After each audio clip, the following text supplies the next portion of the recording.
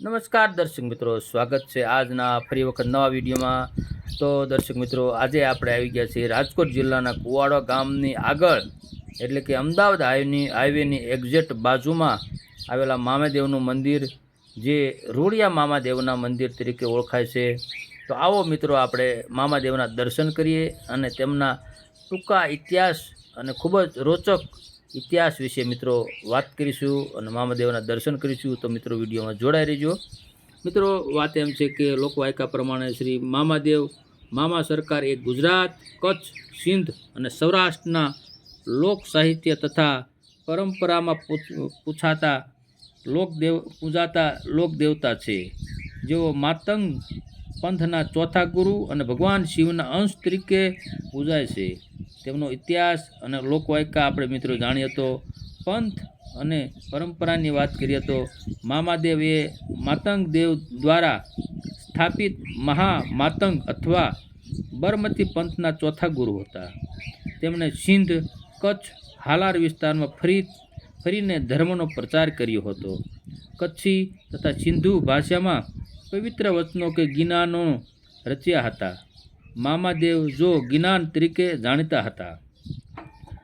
સિંધના છઠ્ઠા જિલ્લામાં તેમનું મુખ્ય સ્થાનક આવેલું છે।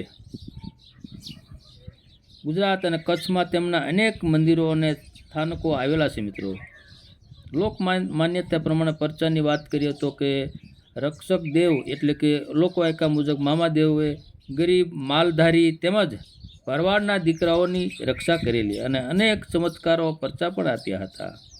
ગુજરાતમાં જેવા કે ભાવનગર અન્ય સ્થળોએ શ્રદ્ધાળુઓ પોતાના માનતા પૂરી કરવા માટે મામાદેવના અડાયરા, ધજા તેમજ ગુલાબ અને સિગરેટ જેવા ચીજ અર્પણ કરે છે। કળિયુગમાં મોજીલા મામાદેવના ડાકલા, માંડવા અને રેગડીનું આયોજન પણ ભાવભક્તિથી કરવામાં આવે છે। મિત્રો,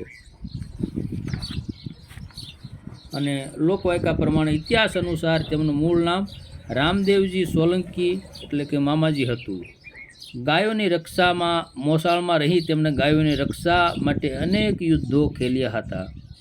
ગાયોના ધનને લૂંટારાઓથી બચાવવા માટે તેમણે પોતાના પ્રાણની પણ આહુતિ આપી હતી અને શહીદ થયા હતા। ભાણેજ માટે પ્રાણ ત્યોસનાર કરનાર, માતૃપક્ષ તરફથી રક્ષણ આપનારા હોવાથી તેઓ મામાદેવ તરીકે પણ અમર થયા હતા। અન્ય એક પરંપરા મુજબ તેઓ મહામાતંગ બરમતી પંથના ચોથા ગુરુ માનવામાં પણ આવે છે। તેમણે કચ્છી, સિંધી ભાષામાં ધાર્મિક વચનો આપ્યા હતા, જે મામાદેવ જોગીનના તરીકે ઓળખાય છે। તેઓ જાતિ પાતિ ભેદભાવ વિના તમામ વર્ગોના લોકો માટે શ્રદ્ધાનું મિત્રો કેન્દ્ર છે। અને મામાદેવની પ્રતીકો, મામાદેવની સ્થાપના સામાન્ય રીતે ગામના પાદરે, ખેતરમાં કે ઘરના નેડામાં ખાંભી નાની ડેરી અથવા ત્રિશૂળ તરીકે માનવામાં આવે છે। ગુજરાતમાં તેમના જે મામાદેવની પૂજા, શ્રદ્ધા અને યાતના અનેક શ્રદ્ધાળુ ભક્તો મિત્રો મામાદેવના દર્શને જાય છે, તેમની માનતાઓ પણ કરે છે અને ખૂબ જ શ્રદ્ધાથી મામાદેવ તેની માનતા સ્વીકારે છે અને તેમની મનોકામના પણ પૂરી કરે છે। તો દર્શક મિત્રો, આવા છે આપણા મામાદેવ।